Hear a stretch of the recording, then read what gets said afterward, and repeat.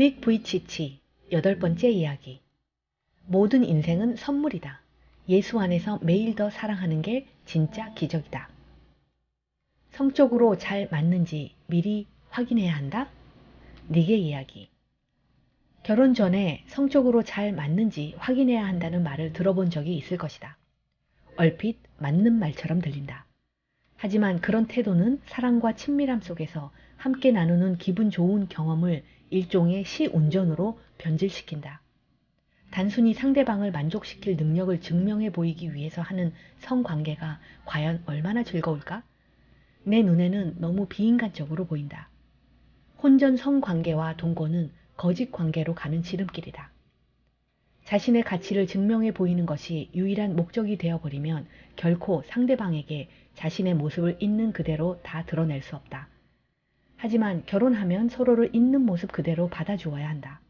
상대방이 좋은 모습을 보일 때나 나쁜 모습을 보일 때나 상관없이 사랑해 주어야 한다. 그래서 결혼한 사람끼리는 완벽해지려고 애쓸 필요가 없다. 어떤가?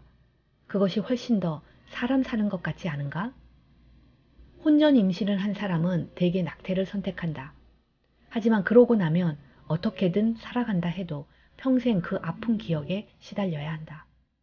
혼전 성관계는 마음의 상처와 배신감으로 이어지기가 쉽다. 서로 평생을 약속한 사이가 아니기 때문에 상대방이 헤어지자고 해도 할 말이 없다. 물론 혼전 순결을 지키는 것이 말처럼 쉬운 일은 아니다. 팔다리가 없는 나도 여느 남자와 똑같은 욕구를 갖고 있다. 게다가 우리 아내가 보통 아름다운 여인인가? 늘 기도로 하나님의 도우심을 구하고 약한 의지나마 최대한 동원하지 않았다면 우리도 얼마든지 유혹에 넘어갈 수 있었다. 그리스도인으로서 우리는 하나님을 경외하면 높임과 보호를 받는다는 사실을 잘 알고 있다. 하나님의 뜻대로 살면 복을 거두게 되어 있다. 물론 누구든 실수할 수 있다. 하지만 회개하며 하나님을 찾을 때 그분의 사랑과 용서가 임한다. 결혼한 지 3개월 만에 아내가 아들 키오시를 임신하는 경사가 찾아왔다. 결혼하고 1년하고도 하루 만에 얻은 복동이는 우리 평생의 가장 귀한 선물 중 하나였다. 우리는 이 복이 사귀는 내내 선을 넘지 않고 꾹 참은 결과라고 믿는다. 오랜 기다림 끝에 누리는 큰 즐거움. 성은 서로를 섬기는 가운데 남편과 아내를 하나로 이어주는 좋은 선물이다. 이 선물은 결혼의 일부이며 하나님의 뜻대로 한 몸을 이루겠다는 서약을 지키기 위한 수단이다. 하나님이 남녀를 다르게 창조하신 것은 우연이 아니다. 남녀는 하나로 연합하기 위한 수단인 동시에 번식을 위한 수단으로 성을 누리도록 창조되었다.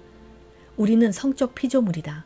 우리가 결혼해서 육체적 연합으로 사랑을 표현하는 것은 곧 창조주의 뜻을 따름으로써 그분을 높여드리는 행위다. 내 행복을 배우자에게 요구해선 안 된다. 나는 아직도 좋은 남편이 되기 위한 수업 중이다.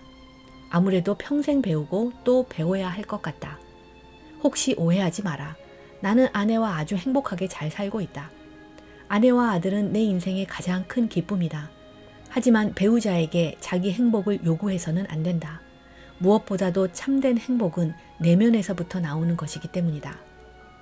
둘째, 행복의 비결은 자신보다 서로를 더 위해 주는 것이기 때문이다. 받는 것이 아니라 주는 것이 관건이다. 묵은 짐, 가정을 전쟁터로 만들다. 그런데 결혼하고 나자 쓰레기봉투 버리기 같은 소소한 남편의 일까지 아내가 해야 한다는 사실이 자꾸만 신경이 쓰였다. 아내를 위해 요리도 설거지도 해줄 수 없다는 사실에 몰래 끙끙 앓았다. 어느 순간부터 내 단점이 자꾸만 크게 다가왔다. 열등감에서 벗어났다고 생각했는데 아이가 태어나고 나서 오히려 더 심해졌다. 아이가 자지러지게 울어도 안아서 달래주지 못하는 내가 너무도 미웠다. 아내가 육아로 힘들어하는 모습을 보면서도 멍하니 쳐다만 보고 있을 때는 왜 결혼했나 하는 생각마저 들었다. 처음에는 내가 열등감 때문에 짜증을 내고 예민하게 구는지를 전혀 몰랐다. 뭔가 문제가 발생해서 내가 보통 남편처럼 해결하지 못할 때면 여지없이 아내를 향해 폭발했다. 그럴 때면 아내는 영문을 몰라 답답해했다. 카나에의 이야기. 직장 일 같은 시급한 일을 처리하느라 바빠 배우자에게 소홀히 하기가 얼마나 쉬운지 모른다. 하지만 서로를 위한 시간을 낼 뿐 아니라 서로를 잘 섬길 수 있도록 서로의 필요와 바람, 감정을 항상 살펴야 한다. 관심과 시간, 노력을 쏟고 바꿔야 할 부분을 바꾸지 않으면 가정은 언제 깨질지 모르는 유리알로 변한다. 그런데 웃긴 건 사람들이 연애할 때는 서로에게 정말 잘한다. 매일 같이 만나고 어쩌다 만나지 못하는 날에는 종일 문자 메시지와 통화를 주고받는다. 하루 종일 서로 찰싹 달라붙어서 쉴 새 없이 사랑을 속삭인다. 말을 하지 않을 때도 서로에게 온전히 집중해서 사랑의 눈빛을 주고받는다. 하루가 멀다 하고 아름다운 곳으로 로man틱한 데이트를 즐긴다. 서로를 즐겁게 해주려고 애를 쓰고 늘 서로의 편을 들어준다. 그것도 모자라 앞으로 더 잘하겠다고 다짐하며 헤어진다. 그런데 결혼하고 나면 언제 그랬냐는 듯이 우리에서 나로 돌아간다. 연애할 때는 한없이 이타적이지만 결혼하면 이기적으로 돌아가 서로를 섬기기보다 자신을 더 챙긴다. 나보다 우리를 생각했던 연애 시절의 태도를 조금만 회복해도 부부 사이가 훨씬 더 좋아지지 않을까? 갈등은 반드시 발생한다. 배우자와 왜 결혼했는지 기억하라. 네게 이야기. 아내와 나는 할 수 있는 한 매일 함께 기도하고 성경을 읽는다. 행복한 가정을 위해서는 하나님의 도우심이 꼭 필요하기 때문이다. 또한 우리 부부는 자주 대화를 나누면서 바꿔야 할 점은 바꿔나간다. 우리는 앞으로도 서로를 더 깊이 알고 서로를 더 온전히 섬기는 부부가 되기 위해 매일 최선을 다할 것이다. 갈등이 생길 때마다 나는 한 걸음 뒤로 물러나 아내가 지독한 외로움에 시달리던 나를 구해주고 평생 몰랐던 기쁨을 더해준 귀한 존재라는 사실을 떠올린다. 그러고 나서 기도를 드리면 원망이 사라지고 감사가 솟아난다. 당신도 해보라. 꽤 도움이 될 것이다. 모든 인생은 선물이다. 그렇게 내가 아버지가 될 거라는 사실을 알게 된 지 불과 10시간 만에 온 가족에게 알려졌다. 양가의 첫 손주 소식에 부모님과 여동생이 아리따운 내 아내와 손을 맞잡고 한없이 기뻐하던 모습을 평생 잊지 못하리라. 그날 밤 부모님과 동생이 집으로 돌아가고 아내가 내 옆에서 곤히 잠든 뒤 두려움과 열등감, 외로움으로 가득했던 어린 시절에서 결혼, 그리고 이제 아빠가 될 날을 앞둔 이 순간까지 지나온 세월을 곰곰이 돌아보았다. 몇 살 때인지는 기억나지 않지만 수줍은 표정으로 언젠가 결혼해서 자식을 낳고 싶다는 말을 처음 하는 내 모습이 보였다. 하지만 내가 그런 말을 할 때마다 부모님은 걱정스러운 표정을 지으셨다. 닉, 내가 아이를 가질 수 있을지 모르겠구나. 이렇게 말하며 어머니는 눈물을 글썽이셨다. 그런 말을 하는 어머니가 너무 미웠다. 팔다리가 없으면 평범한 꿈도 꾸지 못한단 말인가? 하지만 지금은 두 분이 나만큼이나 마음이 아프셨다는 것을 잘 안다. 그리고 왜 그런 말씀을 하셨는지도 잘 알고 있다. 부모님께 나의 탄생은 충격 그 자체였다. 우리 어머니가 슬픔의 늪에서 헤어나오기까지는 시간이 걸렸다. 처음에는 어떻게 할지를 몰라 혼란스럽기만 하셨다고 한다. 하지만 결국은 우리가 약할 때 강하신 분의 손에 이 남다른 아이를 맡기셨다. 부모님은 그 믿음을 내게도 전해주셨다. 아내와 나는 이 문제로 많은 대화를 나누었다.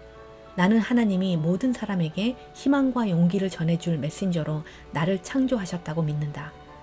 하지만 장애를 가진 사람, 특히 나처럼 팔다리가 없는 사람에게 더 큰 책임감을 느낀다. 나는 지금까지 전 세계를 돌면서 나와 똑같거나 비슷한 몸을 가진 사람을 어른, 아이 다 합쳐서 총 28명이나 만나봤다. 팔다리 전체나 일부를 잃은 참전 용사와 사고 피해자도 숱하게 봤다. 그들이 행복한 삶을 살 수 있도록 위로하고 소망을 전해줄 때만큼 기쁘고 보람찰 때도 없다. 사람들이 팔다리가 없는 아이가 태어날까봐 걱정되는지 물어보면 내 대답은 항상 똑같다. 우리 아들이 하나님을 사랑한다면 그것만으로도 족하다. 우리 아들이 팔다리 없이 사는 것을 볼 수 있어도 하나님 없이 사는 것은 절대 볼 수 없다. 신체 혹은 정신장애와 질병을 안고 세상에 나오는 아이들이 무수히 많다. 그 아이들을 향한 하나님의 뜻이 무엇인지 감히 안다고 말할 수는 없지만 그들 모두의 인생이 귀하고 목적이 있다는 사실만큼은 자신 있게 말할 수 있다. 부모가 되는 것이 두렵냐고? 물론이다. 장애나 질병을 가진 아이의 부모가 되는 것이 두렵냐고? 두말하면 잔소리다. 하지만 꿋꿋이 나아가다 보면 많은 복을 발견한다. 우리 부모님이 장애와 양육에 관한 책 제목 완전하지 않아도 충분히 완벽한을 쓰셨지만 처음에는 지독히 힘들어 하셨다. 하지만 두 분은 나를 키우면서 하나님과 더 가까워지는 경험을 했다고 고백하신다. 고통이 인생의 일부이긴 하지만 그 고통 가운데에서도 얼마든지 풍성한 기쁨을 누릴 수 있다. 늘 감사할 거리를 찾으며 고통이 반전되는 놀라운 기적을 경험할 수 있다. 나도 인생에 많은 어두움을 겪었다면 겪어본 사람이다. 하지만 매일 기도를 통해 예수님께 나아감으로 그리고 내 주변에 이미 가득한 사랑을 받아들임으로써 그 어두움을 몰아내고 있다. 도움이 필요한가? 내가 당신을 돕고 싶다. 어두운 터널을 지나는 이들을 돕는 것이 바로 내 사명이다. 아이를 통해 부부 사랑이 풍성해지다. 가나이의 이야기. 어느 날 남편이 아들을 포대기에 감아 안고서 나를 보며 이렇게 말했다. 내가 아빠라는 걸 믿을 수 없어요. 이 아이를 이렇게 안고 있으니 꿈만 같아요. 이제 두 사람 없는 삶을 상상도 할 수 없어요. 엄마의 길은 쉽지 않았다. 하지만 남편의 이런 고백 같은 보상이 있어서 걸을 만한 가치가 있었다. 모든 일에 기도하기, 네의 이야기. 아들과 씨름하는 아내를 보면서도 어떻게 도와줘야 할지 몰라 답답할 때가 너무도 많다. 아이를 대신 안아주지도, 밥을 먹여주지도, 기저귀를 갈아주지도, 목욕을 시켜주지도 못하는 나 자신이 미울 때가 한두 번이 아니다. 아내에게 문제가 생기면 당장 해결해주고 싶은 것이 모든 남편의 마음일 텐데 나는 그럴 수 없다는 사실을 확인할 때마다 깊은 좌절감, 어떨 때는 분노까지 밀려온다. 그럴 때는 재빨리 정신을 차리고 하나님 앞에 무릎을 꿇는다. 솔직히 요즘은 하루 종일 기도하며 살아간다. 항상 지혜와 힘, 인내심, 평안을 구한다. 하나님께 올바른 결정을 내리고 더 좋은 남편이자 아버지가 되게 해달라고 간청한다. 나는 매사에 하나님 없이는 살아갈 수 없는 사람이라 남들보다 더 많이 기도한다. 나의 약함을 인정하기가 창피할 때도 있지만 하나님 앞에서 그것을 인정하고 나면 그분이 놀라운 능력으로 붙들어 주신다. 언제나 겸손이 답이다. 특히 강한 감정에 휩싸이고 묵은 열등감이 다시 고개를 쳐들며 입술에서 악한 말이 나오려 할 때는 하나님 앞에 겸손히 엎드려 도움을 구하라. 그러면 하나님이 당신 마음 깊은 곳을 만지시며 그 자멸적인 불을 꺼주실 것이다. 예수 안에서 매일 더 사랑하는 게 진짜 기적이다. 이 땅에서 우리의 진정한 집은 바로 마음속에 있다. 그곳은 남에게 판단이나 정죄를 받지 않고 남의 기대와 요구에 휘둘리지 않는다. 앞서도 말했듯이 어릴 적에 학교에서 괴롭힘과 놀림, 외면을 당해도 집에만 돌아오면 그렇게 마음이 편할 수가 없었다. 집은 언제나 나를 받아주었다.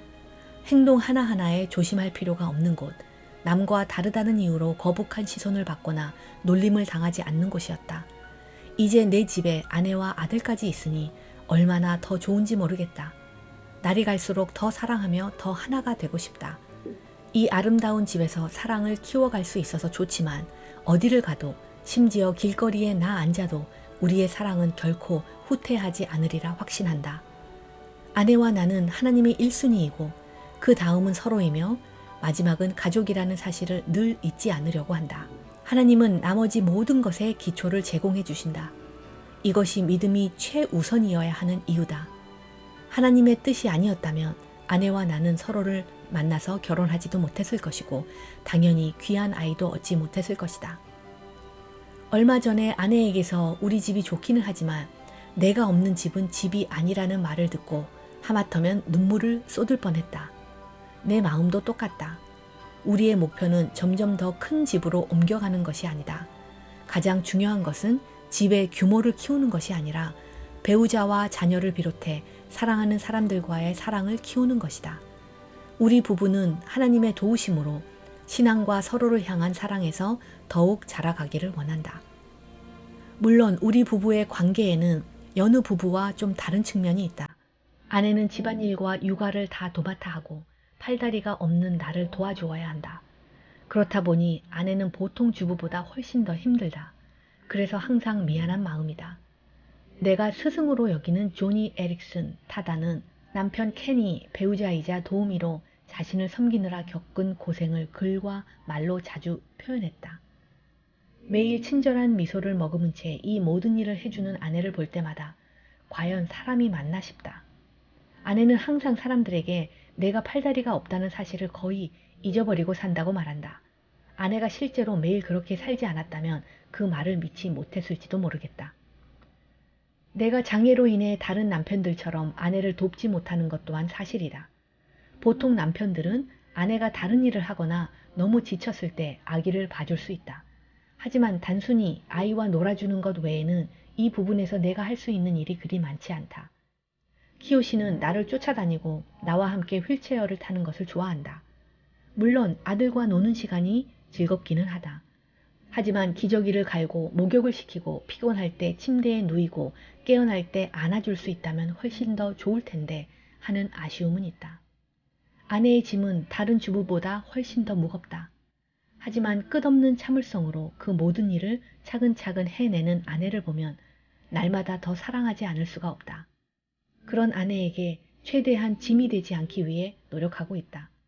어쩔 수 없이 도움을 받아야 하는 부분도 있지만 나도 나대로 아내를 돕고 섬기며 사랑을 표현할 길을 열심히 찾고 있다. 다음 시간에는 닉 부이치치의 부모님의 이야기를 들려드립니다.